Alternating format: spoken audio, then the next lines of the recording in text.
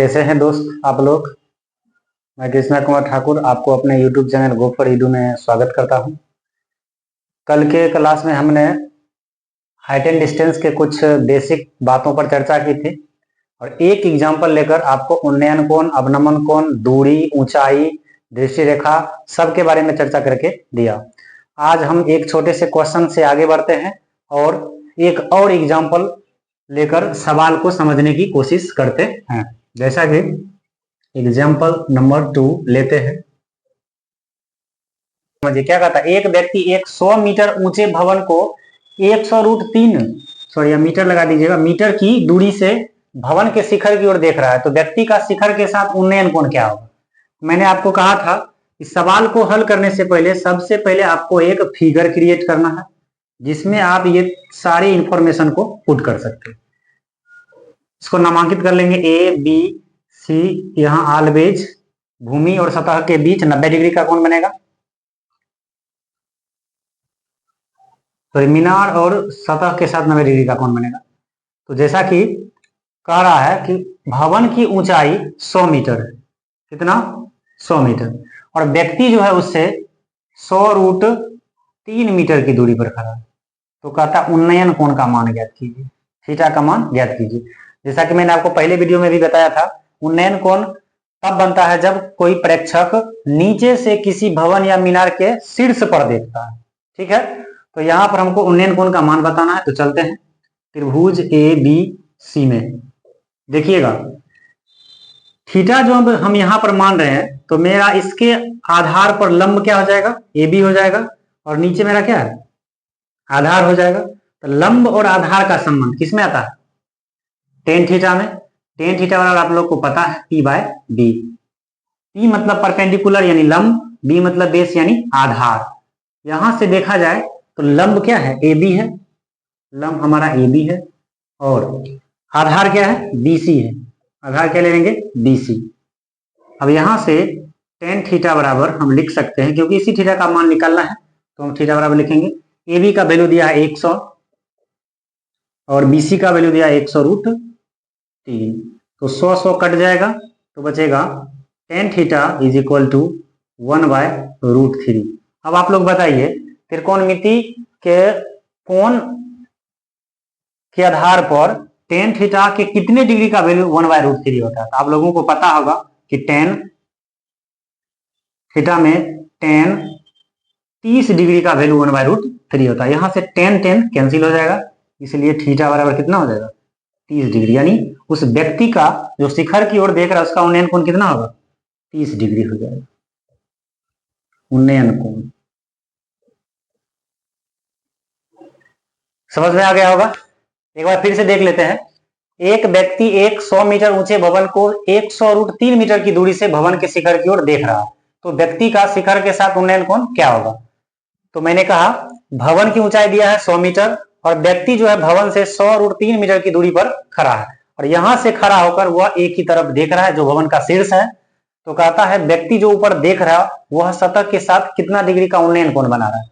तो इस थीटा के आधार पर हम इसको लंब मानते हैं और इसको आधार मानते हैं। तो लंब और आधार का संबंध किसमें, टेन में। त्रिभुज एबीसी में चले जाएंगे तो लंब मेरा हो जाएगा AB, AB लिखा हुआ है। आधार मेरा है BC यानी बेस मेरा BC है। उसके बाद AB का वैल्यू दिया है 100। उसके बाद BC का वैल्यू जो हमारा आधार है उसका वैल्यू दिया है 100√3। यहां से 100 कैंसिल हो गया तो टेन थीटा बराबर हो गया 1/√3। यहां से टेन कट हो गया 30 डिग्री, इसलिए थीटा बराबर कितना हो गया, 30 डिग्री। यानी व्यक्ति जो है उस भवन को 30 डिग्री के उन्नयन कोण के साथ शिखर पर देख रहा है। ठीक है, चलिए इसको एक और एग्जांपल के साथ समझते हैं। जैसा कि एग्जांपल नंबर 3 में क्वेश्चन बोल रहा है कि एक लड़का एक भवन की तरफ बढ़ रहा है। प्रथम स्थिति में वह भवन के शिखर को 30 डिग्री के उन्नयन कोण से देख रहा है तथा कुछ दूरी भवन की ओर चलने पर शिखर के साथ उसका उन्नयन कोण 60 डिग्री हो जाता है। यदि भवन की ऊंचाई 20√3 मीटर हो तो लड़का दूसरे बिंदु तक जाने में कितना दूरी तय किया। देखिए इसको फिगर से समझते हैं।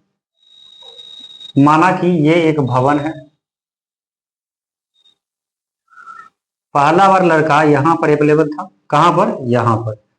इसको ए मान लीजिए, इसको बी मान लीजिए और इसको सी मान लीजिए। प्रथम बार लड़का जब भवन के शिखर की तरफ देख रहा था तो उसका उन्नयन कोण कितना था, 30 डिग्री। लेकिन जब वह सी से चलकर डी पर आता है तब भवन के साथ उसका उन्नयन कोण कितना डिग्री का हो जाता है, 60 डिग्री का हो जाता है। इसको हम क्या मान लेते हैं, डी। तो कहता है सी से डी तक जाने में उसने कितने दूरी तय की है, ये आपको बताना है। पहले आप देख लीजिए, भवन की ऊंचाई दी है 20√3 मीटर, इसको लिख लेते हैं। अब चलते हैं त्रिभुज एबीसी में। त्रिभुज एबीसी में जाने पर क्या होगा, देखिए न्यून कोण के सामने वाली भुजा ये लंब, और यहां मेरा नीचे क्या हो जाएगा, आधार, यानी परपेंडिकुलर हो गया, और यह मेरा बेस हो गया। तो देखते हैं क्या होता है। तो लंब और आधार का संबंध टेन थीटा में होता है, टेन थीटा बराबर पी बाई बी। यहां पर मेरा परपेंडिकुलर जो है पी, जो ए बी है, और बेस हमारा बी सी है। वैल्यू बैठाते हैं, टेन थीटा का वैल्यू 30 डिग्री बराबर में ए बी का वैल्यू कितना, 20√3, और नीचे बी सी को हम क्या मान लेते हैं, एक्स मान लेते हैं। बीसी जो हमारा ये है, इसको यहाँ टोटल दूरी कितना मान लेते हैं, एक्स मान लेते हैं, और यहाँ डी से लेकर बी तक को हम वाई मान लेते हैं, ताकि आगे सवाल बनाने में सहूलियत हो। गौर से आप लोग देखते रहिएगा। टेन 30 डिग्री का वैल्यू 1/√3 होता है, बराबर में 20√3 बट्टा में कितना हो जाएगा, एक्स। अब क्रॉस मल्टीपल कर लीजिए, तो इसलिए एक्स बराबर क्या हो जाएगा, 20√3 इंटू में √3। इसको मल्टीप्लाई कर देंगे तो क्या हो जाएगा, 20 तिहाई 60 हो जाएगा। कितना हो जाएगा, 60 मीटर। यानी प्रथम स्थिति में लड़का जो है भवन से कितने मीटर की दूरी पर खड़ा है, 60 मीटर की दूरी पर। लेकिन वह जो है सी से डी पर गया है, तो बताइए उसने कितनी दूरी तय की। इसको हम अगले स्टेप में देखते हैं। पुनः त्रिभुज, दूसरा त्रिभुज में लड़का अब सी से कहां आ गया है, डी पर, तो ए बी डी में जाएंगे। त्रिभुज ए बी डी में चलिए चलते हैं, देखते हैं क्या हो। यहां भी देख लीजिए, न्यून कोण के सामने वाली भुजा लंब, और नीचे मेरा क्या हो जाएगा, आधार, यानी मेरा हो गया परपेंडिकुलर, और नीचे हो गया बेस। देख लेते हैं, यहां हो जाएगा tan 60 degree is equal to, यहां पर मेरा लंब क्या है, ए बी फिक्स्ड है, और बेस मेरा क्या हो गया, डी बी। इसका भी वैल्यू बैठा लेते हैं। या tan 60 का वैल्यू कितना होगा, √3 is equal to, A B का वैल्यू आपको पता है 20√3, और नीचे डी बी का वैल्यू हमने क्या मान रखा है, y। इसके बेस में पूछ ले तो 1, यहां से आप रूट और √3 कैंसिल कर लीजिएगा। तो बताइए क्रॉस मल्टीपल करने के बाद y का वैल्यू कितना निकलेगा, 20 मीटर निकल जाएगा।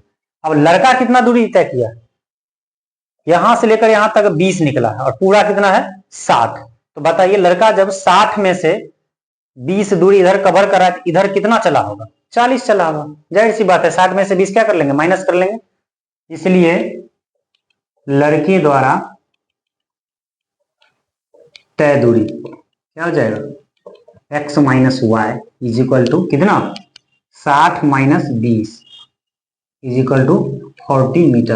यानी लड़का जो है 30 डिग्री के उन्नयन कोण से 60 डिग्री के उन्नयन कोण तक जाने में कितना दूरी तय कर रहा है, 40 मीटर। अगर आपको कोई परेशानी हो तो आप वीडियो को पॉज करके भी समझ सकते हैं इस बात को। नहीं तो एक बार फिर से आप देख लीजिए। पहला बार बोला गया एक लड़का एक भवन की तरफ बढ़ रहा है, यानी पहले वो सी पर खड़ा था, भवन हमारा ए बी है, जो इसकी तरफ लड़का बढ़ रहा था। प्रथम स्थिति में वह भवन के शिखर को 30 डिग्री के उन्नयन कोण से देख रहा है। यानी पहला बार जब लड़का सी पर खड़ा था कितना डिग्री के एंगल से देख रहा था, 30 डिग्री, वो भी किस एंगल से, उन्नयन कोण से।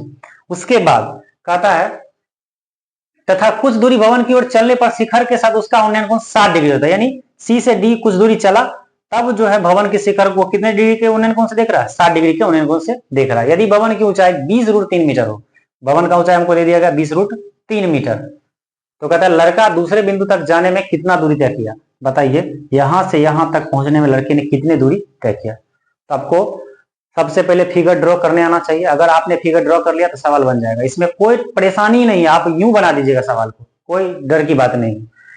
ए और बी मेरा हो गया भवन, और लड़का पहली बार सी से ए को देख रहा था, तो इस टोटल दूरी को हमने क्या मान लिया, एक्स। पहले बार त्रिभुज ए बी और सी में जाएंगे, ये भी एक समकोण त्रिभुज है, और ये हमारा न्यून कोण के सामने वाले भुजा को हम लंब कहते हैं, और नीचे जो मेरा है बेस है, यानी आधार है, आधार।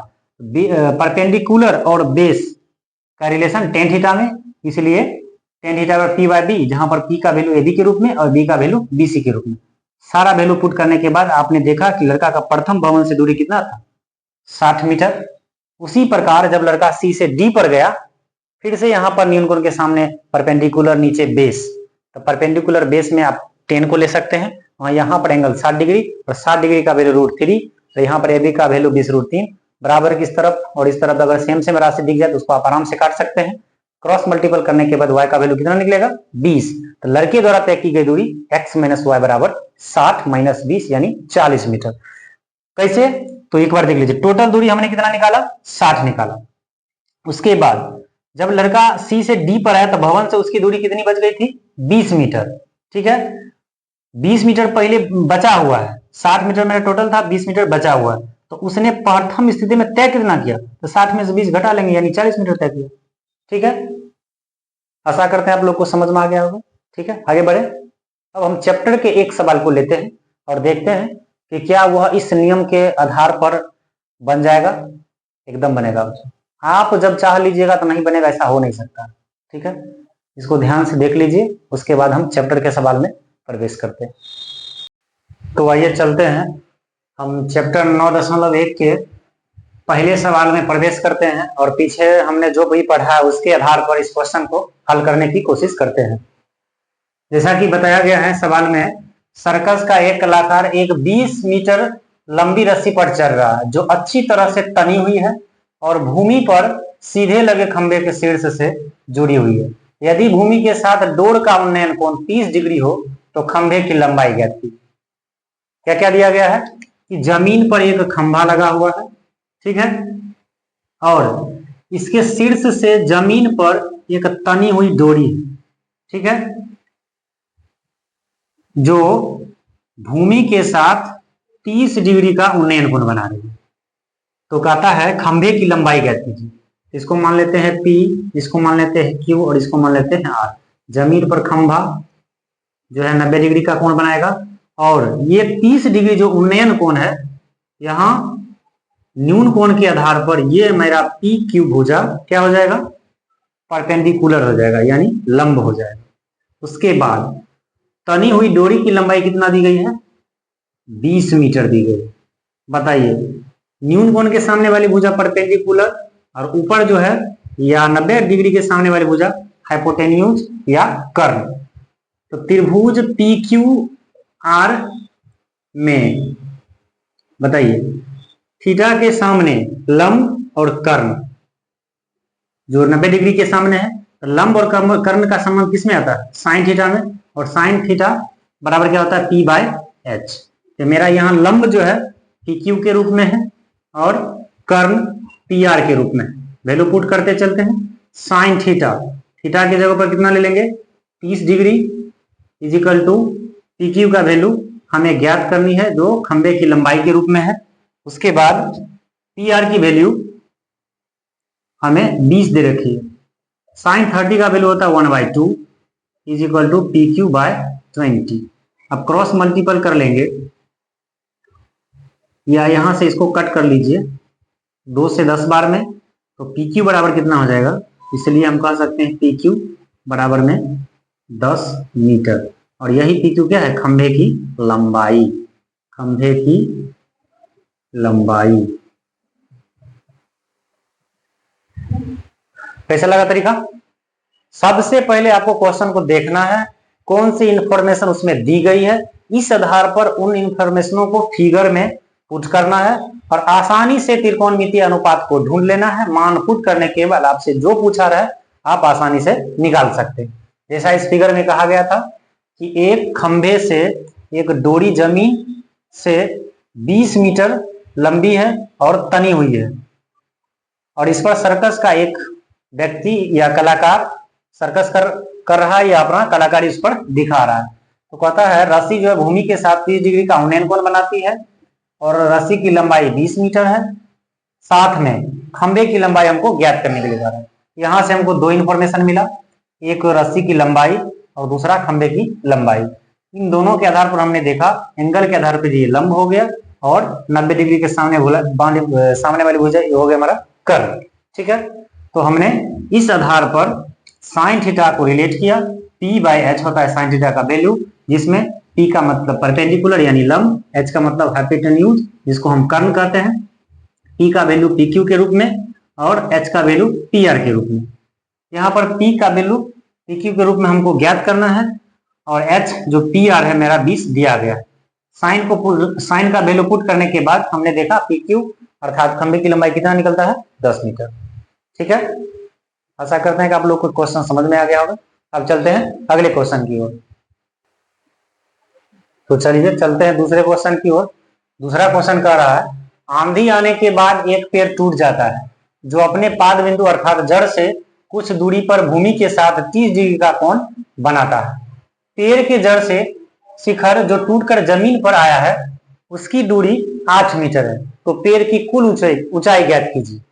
देखिए हम इस सवाल को कैसे ज्ञात करते हैं। मान लीजिए ये पूरी लंबाई का पेड़ था जो आंधी आने के बाद यहां से टूटकर जमीन पर चला जाता है और जमीन से इसकी दूरी कितनी दी गई है 8 मीटर दी गई है। और आपको मैंने पहले ही बता दिया है कि पेड़ और जमीन के बीच हमेशा कितना डिग्री का कोण 90 डिग्री का। इसको A मान लेते हैं, इसको B मान लेते हैं और इसको C मान लेते हैं। और यही कहता है कि पेड़ का शिखर जो है जमीन के साथ कितना डिग्री का कोण बना रहा है 30 डिग्री, अर्थात यह क्या है उन्नयन कोण है। और इसको मान लेते हैं A डैश, यानी A डैश B पेड़ की कुल लंबाई हमको ज्ञात करनी है। तो सोचिए हम कैसे ज्ञात करते हैं। यहां से जो टूटा हुआ भाग C पर आके जुड़ा है, अगर हम इसको ज्ञात कर ले और इसको ज्ञात कर ले तो दोनों को जब हम आपस में जोड़ देंगे हमको टोटल पेड़ की लंबाई आसानी से ज्ञात हो जाएगी। तो सबसे पहले हम चलते हैं त्रिभुज ABC में। त्रिभुज ABC में गौर कीजिए, हमने आपको बार बार कहा है कि न्यून कोण के सामने वाली भुजा हमेशा क्या होती है लंब होती है। ठीक है, और यहां पर एक इंफॉर्मेशन जो है लंब के साथ जो भुजा 90 डिग्री का कोण बनाती है उसको मान दिया गया है आधार का मान 8। तो लंब और आधार का संबंध किसमें tan थीटा में, अर्थात हम यहां कह सकते हैं tan थीटा बराबर P by B। tan theta बराबर क्या होता है परपेंडिकुलर बाय बेस। तो P का वैल्यू यहां पर है AB और B का वैल्यू 8।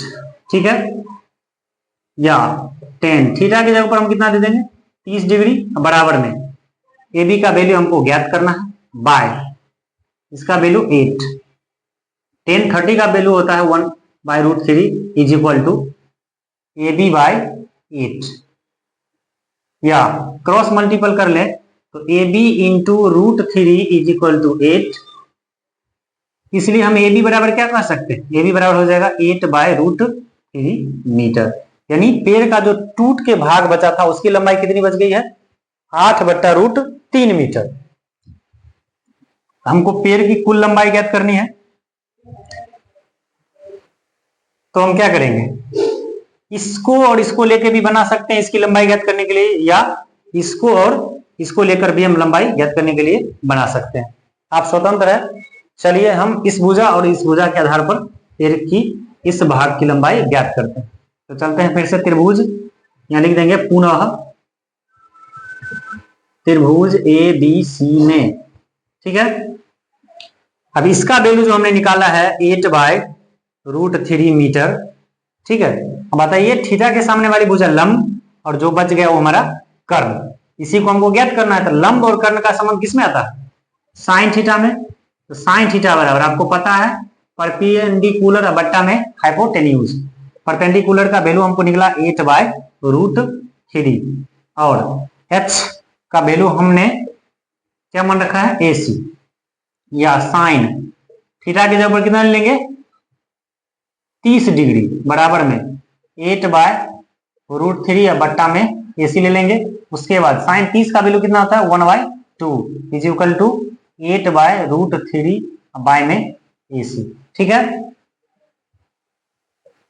अब यहां से देखा जाए तो 1/2 इज इक्वल टू हो जाएगा 8/√3 इंटू में AC, या यहां से हम कह सकते हैं √3 AC इज इक्वल टू 16। इसलिए AC इज इक्वल टू 16/√3। 3। ठीक है, हमने अभी पेड़ के किस भाग की लंबाई ज्ञात की है?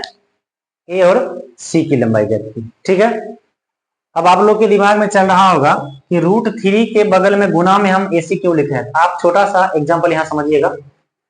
मेन बट्टा मेरा कहाँ है? 8/√3 ऊपर है, और मेरा मेन बट्टा जो है AC के पास है। AC के नीचे कुछ नहीं तो 1 है।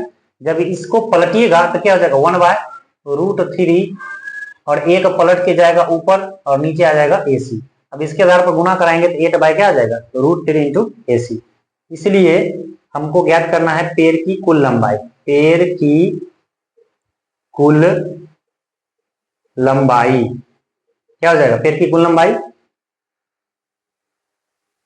A' B is equal to, हम क्या कर सकते हैं इसमें, किसको किसको जोड़ दें? AB, अब प्लस में AC की लंबाई। AB का वैल्यू हमने कितना निकाला? 8/√3। ठीक है, अब प्लस AC का वैल्यू कितना है? 16/√3। एलसीएम हमारा कितना हो जाएगा? √3। ठीक है, और 8 + 16 क्योंकि एलसीएम सेम है। उसके बाद ही हो जाएगा 24/√3।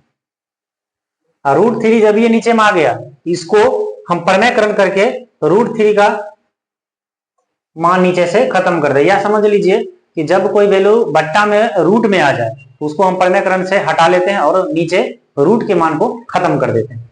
तो 24/√3 इंटू में √3 बट्टा में √3, यानी सेम चीज से नीचे ऊपर गुना कर लिया जाए तो क्या हो जाएगा? ये हो जाएगा 24√3, और नीचे में 3 और 3 का रूट के अंदर गुना होगा तो 9 हो जाएगा। 9 का वर्गमूल 3 कट जाएगा कितने बार में? 8 बार में।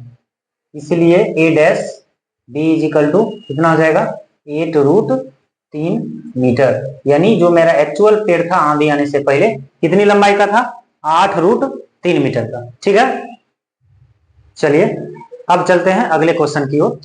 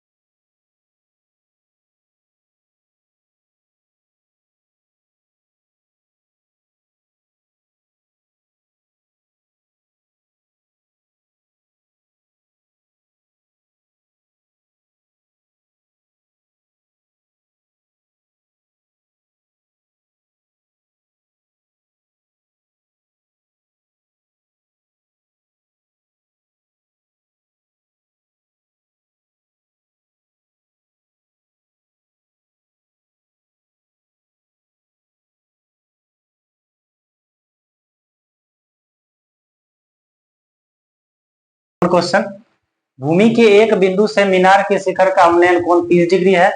यह बिंदु मीनार से 30 मीटर की दूरी पर है, तो मीनार की ऊंचाई ज्ञात कीजिए। चलिए इस क्वेश्चन को भी हल करते हैं।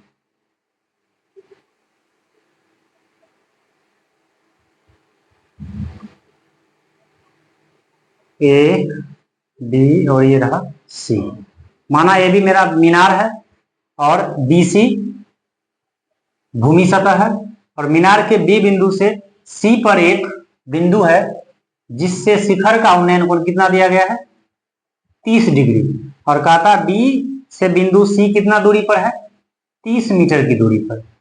तो बताइए मीनार की ऊंचाई क्या होगी। मीनार की ऊंचाई को हम क्या मान लेते हैं, चलिए मानिए x मान लीजिए, नहीं तो करने में आप समझने में प्रॉब्लम में पड़ जाइए।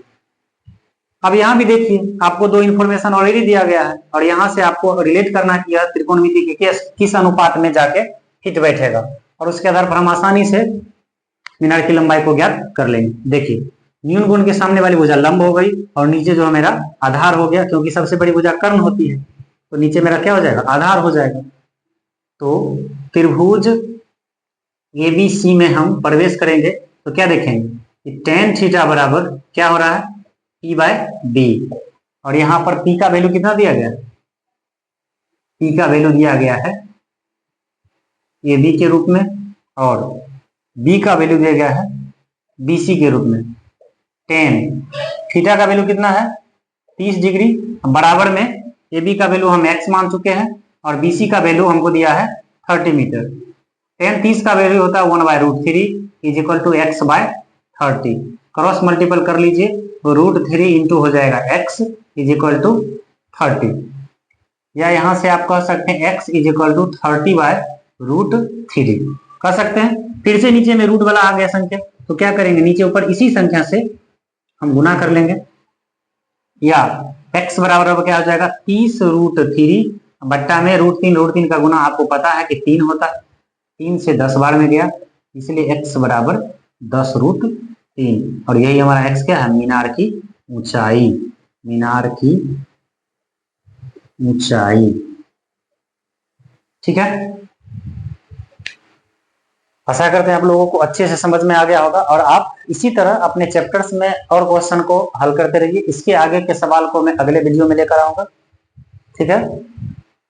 और आप इसमें लगे रहिए, जितना लगे रहिएगा उतना आगे बढ़िएगा। सवाल को जितना छेड़िएगा उतना फायदा है, सड़क पर इधर उधर करने से कोई फायदा नहीं है। आप सवाल में जितना डूब जाएगा, इसको जितना छेड़िएगा आपको उतना फायदा पहुंचेगा। तो समय यहाँ बर्बाद कीजिए, वहां नहीं, ठीक है।